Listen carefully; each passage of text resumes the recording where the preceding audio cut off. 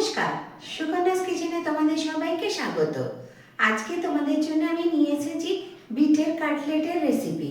তো চলো কিভাবে বানাই সেটা একবার দেখে নাও। এসো তাহলে এই বিটের কাটলেট বানাতে আমাদের কি কি ইনগ্রেডিয়েন্টস লাগে আর আমরা কিভাবে বানাই সেটা একবার দেখে নাও। বিটের কাটলেট করার জন্য আমার লাগবে বিট, যেগুলোকে আমি সেদ্ধ করে একটু কুড়ে নিয়েছি। এছাড়া লাগছে আলু সেদ্ধ, চালের গুঁড়ি, সুজি। এছাড়া লাগছে পেঁয়াজ কুচি, লঙ্কা কুচি, ধনেপাতা কুচি, নুন, অল্প চিনি আর লেবুর রস। প্রথমে আমি একটা ডিশ নিয়েছি, এর ভেতরে সমস্ত উপকরণগুলো দিয়ে দেব। আমি প্রথমে আলু সেদ্ধটা দিচ্ছি, দিয়ে একটু মেখে নেব। এছাড়া সব উপকরণগুলোই এতে দিয়ে মাখবো। তারপর বিট কুড়ানোটা নিচ্ছি।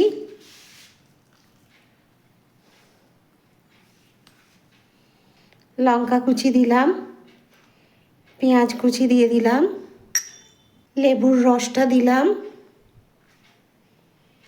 তার সাথে নুন দিচ্ছি,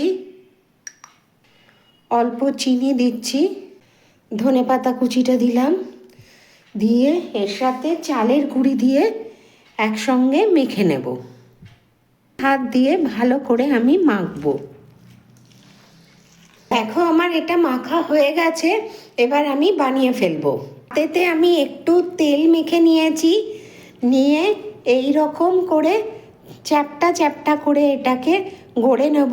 নিয়ে শুকনো সুজিতে এটা এপিট ওপিট করে একবার মাখিয়ে নিয়ে তারপর ভেজে নেব।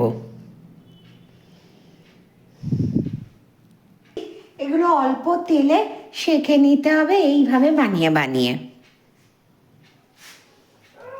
আঁচটা কমিয়ে অল্প তেল দিয়ে এইভাবে এপিট ওপিট করে আমি সেঁকে নেব। আর আমি ওপিটটা উল্টে দিচ্ছি।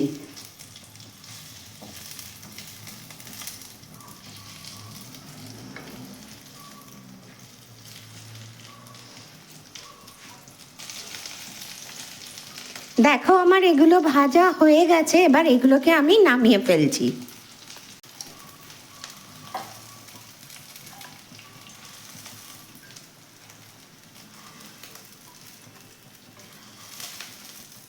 এইভাবে এবার বাকিগুলো করে নেব।